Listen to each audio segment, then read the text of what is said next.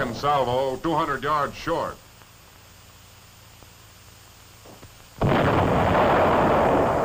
Third salvo, on target.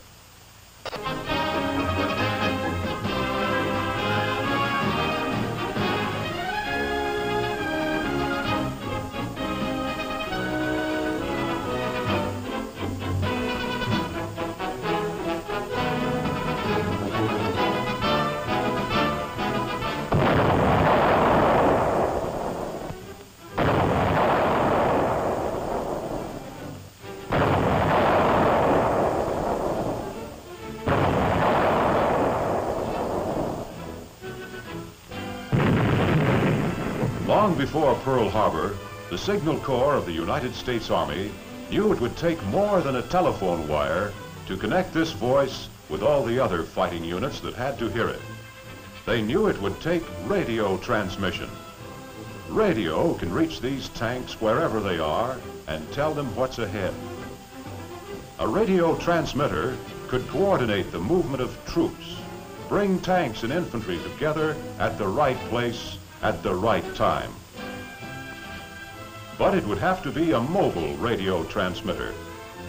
And it would have to be a powerful transmitter to keep an unbroken contact between our forces on the ground, in the air, and on the sea. The control of widely separated forces, the timing of their action, the success of the attack depends upon reliable radio communication. Yes, the Signal Corps engineers knew just what kind of a transmitter it would take to do the job. But the big problem was to locate a manufactured transmitter of a design that would come close to these requirements. In this pre-war Hallicrafter's HT4 transmitter, the Signal Corps found many of the answers. It was designed especially for amateur use. It was easily capable of worldwide communication using either code or voice. Another great advantage was the fact that this Hallicrafter's unit had been on the market for several years. There was an opportunity to check its performance through the records of hundreds of America's hams. And these amateurs know good performance. It employed band switching in the exciter and driver stages, which made it possible to change frequencies very rapidly.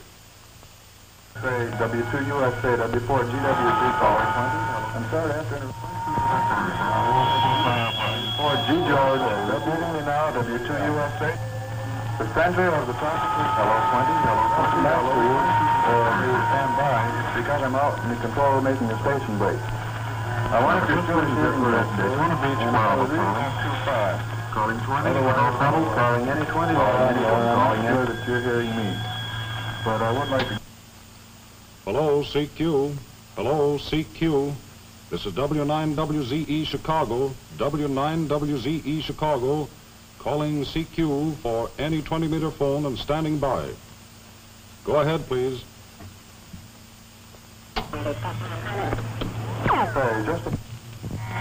Hello, W9WZE Chicago.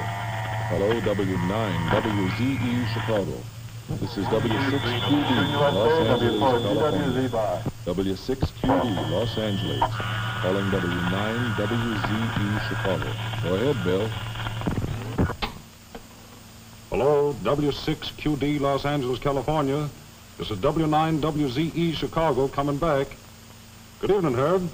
Your signals are coming in fine tonight. R5S9. By the way, Herb, what are you doing on 20-meter phone? I thought you always worked CW. Now let's hear something about that marvelous California weather, eh?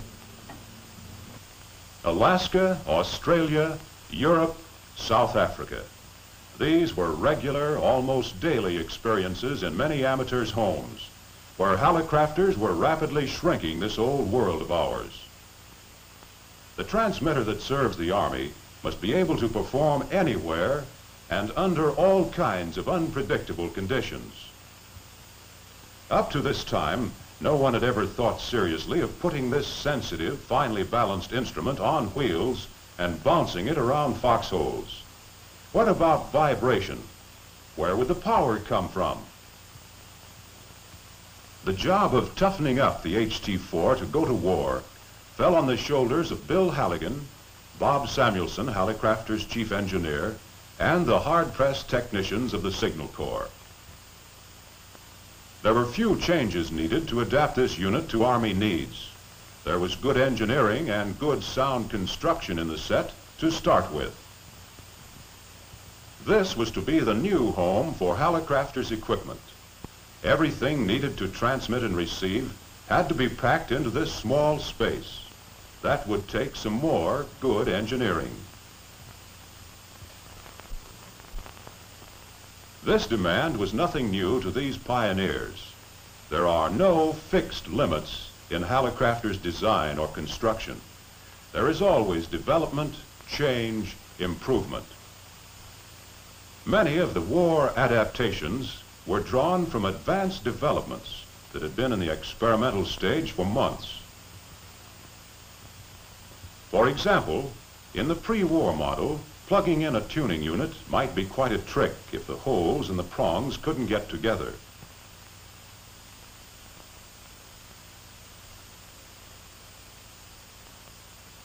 For the new Signal Corps transmitter, guide channels made this tuning unit change quick, positive, and held the unit securely in place. In the pre-war model, the prongs on the tube were enough to hold it in place. But this won't do for hopping shell holes. A tube support or ring was added to lock the tube firmly in position so that no amount of bumping or vibration would move it. For stationary use, no special footing was needed to anchor the transmitter. But for rough riding in a truck, rubber shock-proof mountings were added. In the process of making the entire unit more rugged, this air padder was replaced by a new vacuum tube padding condenser. Rooftop antennas could be as large as the pre-war ham wanted to make them, but it was pretty obvious that a rigging such as this one would hardly do on the top of a Signal Corps truck. The solution was in the use of whip antennas and in designing an antenna tuning unit which would efficiently transfer the output of the transmitter to the whip antenna.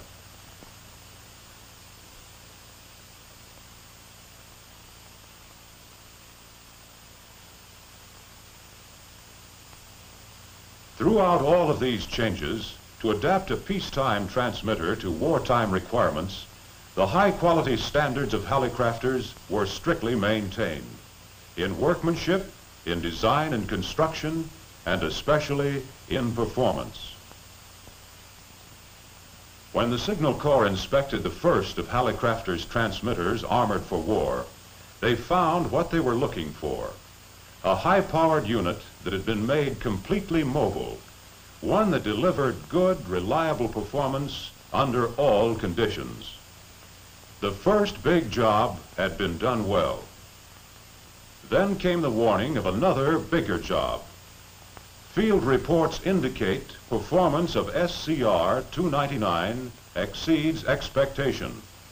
Request you expedite production as much as possible. And in working man's English, that means let's go on production. This is the plant in Clearing, Illinois, where mass production of the new SCR-299 mobile radio station was obtained on a scale never dreamed of before in this industry. The key men for this tremendous production job were selected from the ranks of the American radio amateurs. These men had the know-how, the technical background and experience it took to get into action fast. This entire operation is headed by Herb Hartley, known to the amateur fraternity as W9WNG. This production was accomplished through the splendid cooperation of hundreds of loyal, skilled workers who realized how big the job ahead was and knew how to do it. It was achieved through the unfailing efforts of many suppliers and their thousands of workers who built the tubes, the transformers, the condensers, coils, insulators, the steel chassis, and all the other components that go in to make the SCR-299. And finally, the very design and construction of the transmitter lent itself to mass production better than any other pre-war domestic transmitter. The chassis was strong. There was room to work with sub-assemblies. This is the main assembly line, from the end of which come the completed transmitters. This is the feeder table for the main assembly line. Here, the sub-assemblies are inspected or hooked up to other components. At the foot of the main assembly line, the transmitter looks like this: a steel base to which are added sockets for rectifier tubes. Then the bleeder resistor, which furnishes a constant load on the high voltage supply. Next, the filter choke and condensers, which supply direct current to the plate circuits of the transmitter. In wiring these parts, a great deal of time and work is saved by the use of pre-formed cables. The cables are cut, formed, and tipped, all ready for installation. And here's the base assembly, completed in just a little more time than it's taken to show it. Meanwhile, on the opposite side of the table, the power control panel is being assembled. These are the controls for filament voltage and modulator bias. The purpose of this panel is to group, within convenient reach of the operator, all the essential power controls. These cables here are cut to length and form over on the feeder table. Terminal lugs are soldered to the ends. Then all the other wires needed in the circuit are placed into position, bound together, so that soldering to terminals is the only operation needed in the final assembly. This is the power panel cable. When wiring is completed and the switches and fuses have been installed, the sides are joined to the power control panel, and this unit is ready to join the main assembly line. The transmitter begins to take shape as the base is joined to the power panel unit. Electric hoists are used for ease and accuracy in handling these parts. Now the main power transformer is set in place. This is the unit that steps up the input to the high voltage required to operate the final amplifier and modulator tubes. After the transformer is connected, the entire deck or base is hoisted to a dolly to make handling easier.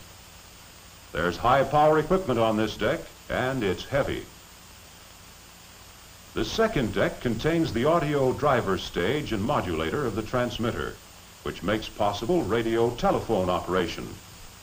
This entire unit, built in another plant, has been inspected on the feeder table and requires only a modulation transformer and the phone CW relay to be complete. The top deck of the transmitter, the radio frequency section, begins with the installation of the exciter assembly, which is fabricated at Hallicrafter's 26th Street plant. 3 separate tuning units may be plugged into this assembly, any one of which may be selected by the band switch. The panel is joined to the frame so that shafts and controls can be properly placed. This is the extension shaft to the band switch. By the use of this band switch connected to the exciter and driver stages, it's possible to change frequencies very rapidly. That's vitally important in military operation.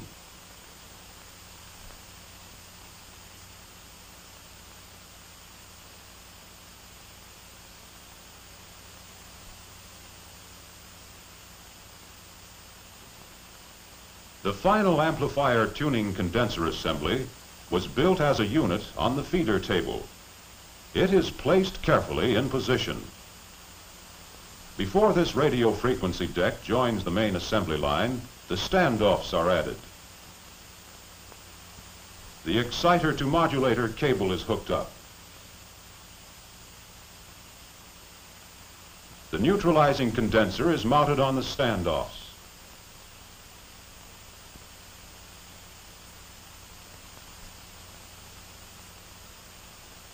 The main tube socket is added.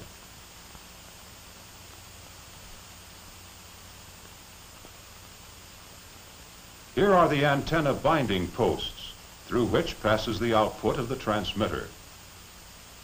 This unit is now carefully inspected before it moves into main assembly.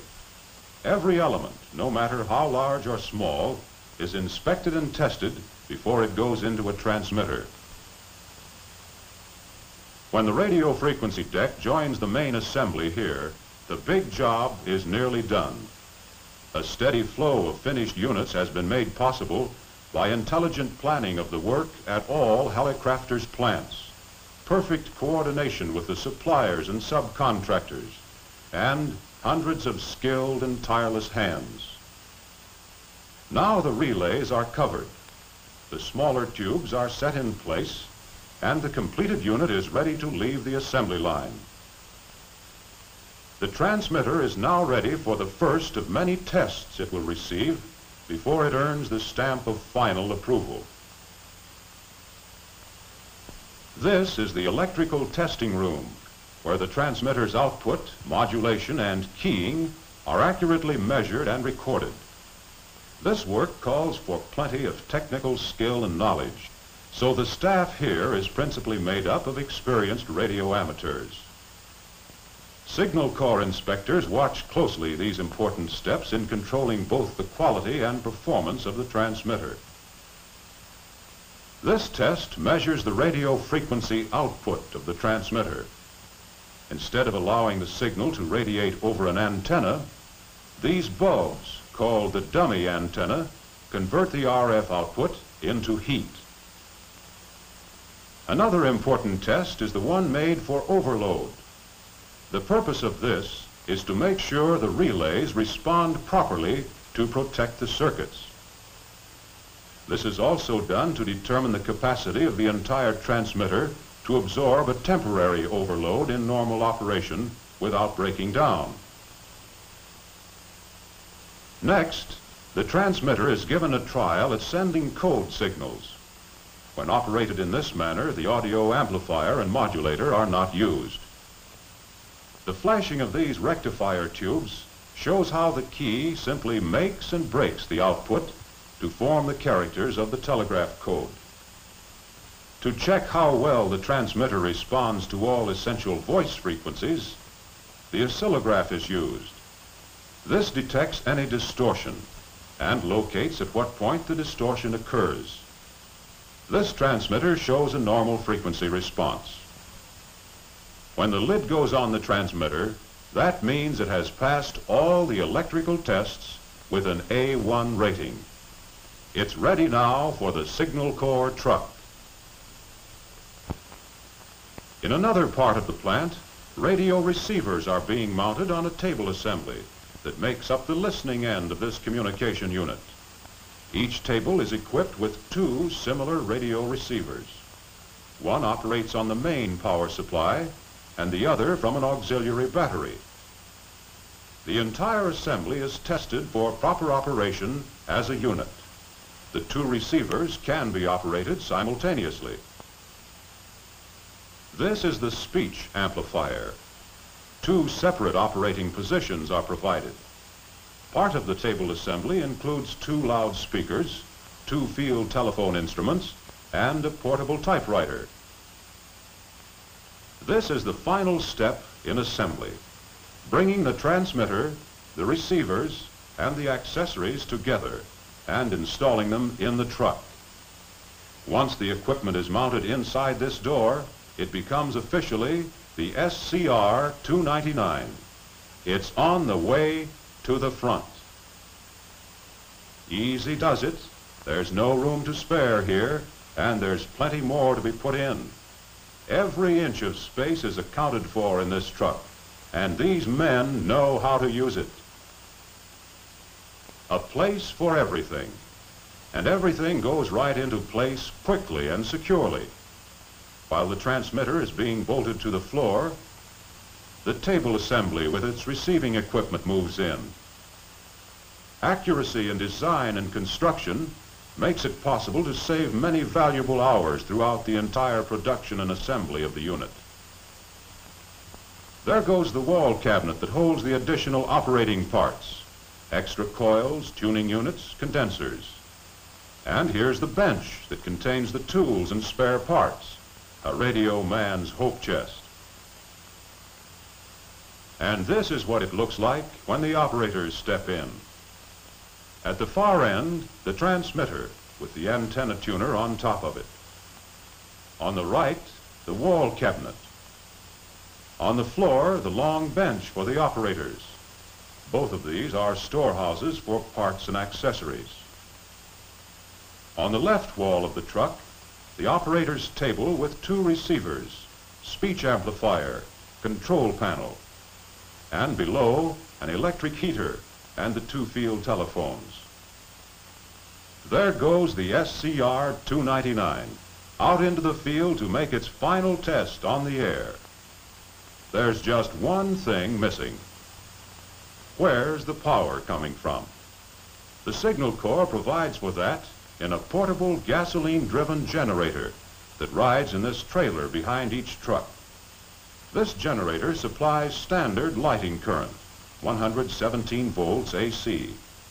A transmitter and receiver that operate on this current can be hooked into power almost anywhere. Here is the mobile power supply.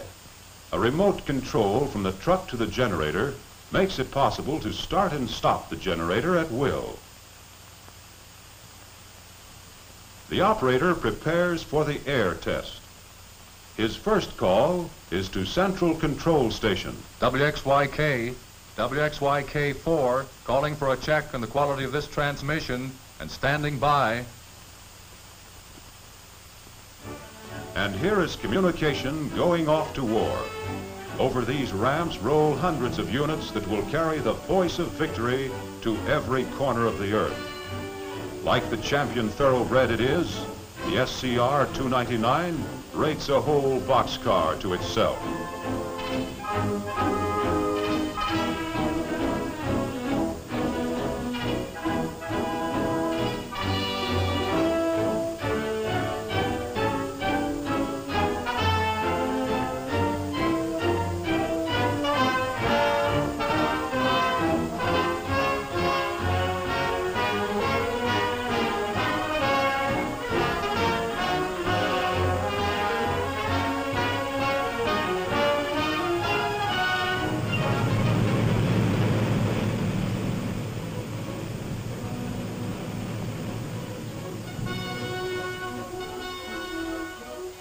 This Signal Corps unit is built for action and to get into action fast. It's a highly mobile radio station and may be set up almost anywhere in battle or invasion activities. Speed is vital. Every minute counts. The enemy doesn't wait.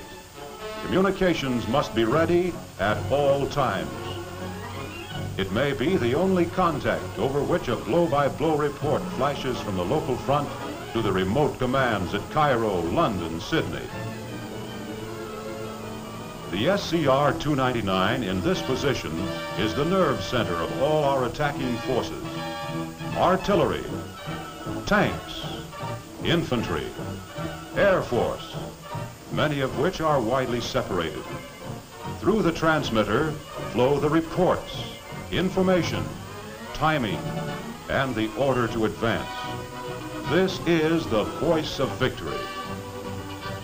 Contact may be made with an approaching flight of bombers while they're still hundreds of miles away from the target. To coordinate their attack perfectly, these flyers must know the present position of our own tanks, infantry, artillery. They get this information by contact with the message center, which speaks and listens through the SCR-299. Tanks moving into position must be kept informed of the approaching air support. Timing is vital, and the timing of all these movements is controlled through this voice by direct contact with the Armored Forces headquarters. From many small stations scattered miles apart along the battlefronts comes the flash news, the observations, the unexpected, all clearing through this central station. That's how radio helps to time these big movements, make them strike most effectively and with the minimum loss of American lives. Radio communication units are among the first pieces of equipment to go into action, whether the attack is on land or sea.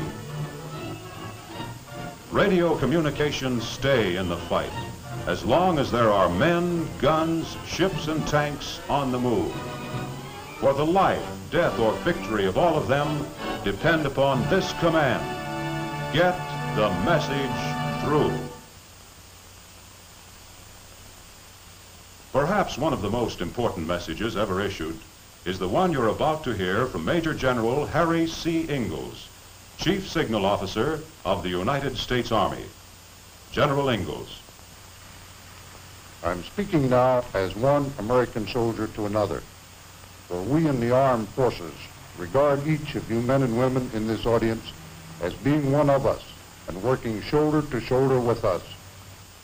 You and you alone are responsible for the production and performance of this vital piece of communication equipment.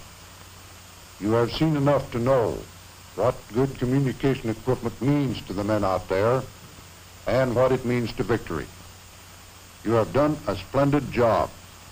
Keep up the good work you have been doing. We are asking millions of American soldiers to stake their lives on breaking Germany and Japan. They ask you to keep up your production to the limit of your ability and the high standards of workmanship that have given us an advantage over the enemy that can be measured only on the day of final victory.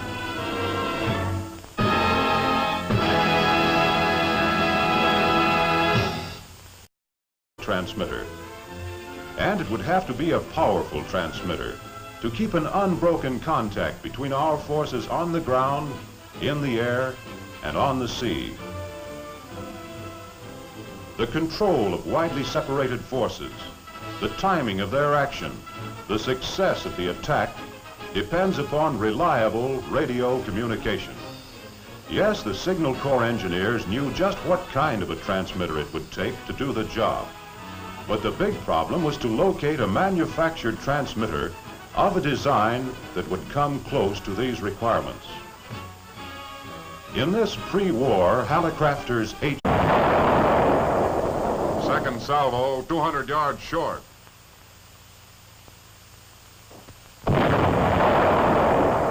Third salvo, on target.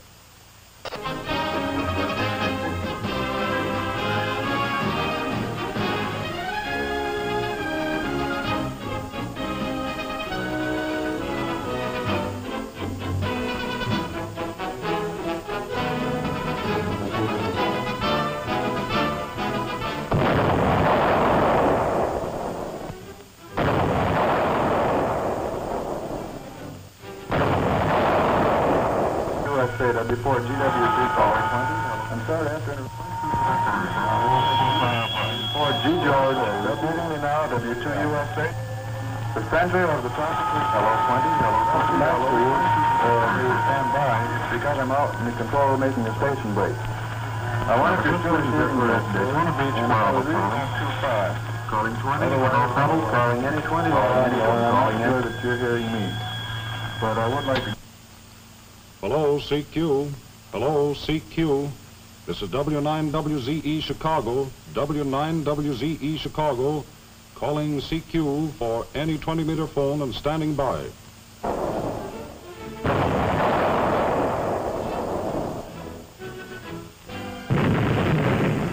Long before Pearl Harbor, the Signal Corps of the United States Army knew it would take more than a telephone wire to connect this voice with all the other fighting units that had to hear it. They knew it would take radio transmission. Radio can reach these tanks wherever they are and tell them what's ahead. A radio transmitter could coordinate the movement of troops, bring tanks and infantry together at the right place at the right time. But it would have to be a mobile radio T4 transmitter. The Signal Corps found many of the answers. It was designed especially for amateur use. It was easily capable of worldwide communication using either code or voice. Another great advantage was the fact that this Hallicrafters unit had been on the market for several years. There was an opportunity to check its performance through the records of hundreds of America's hams. And these amateurs know good performance. It employed band switching in the exciter and driver stages, which made it possible to change frequencies very rapidly. Say W2.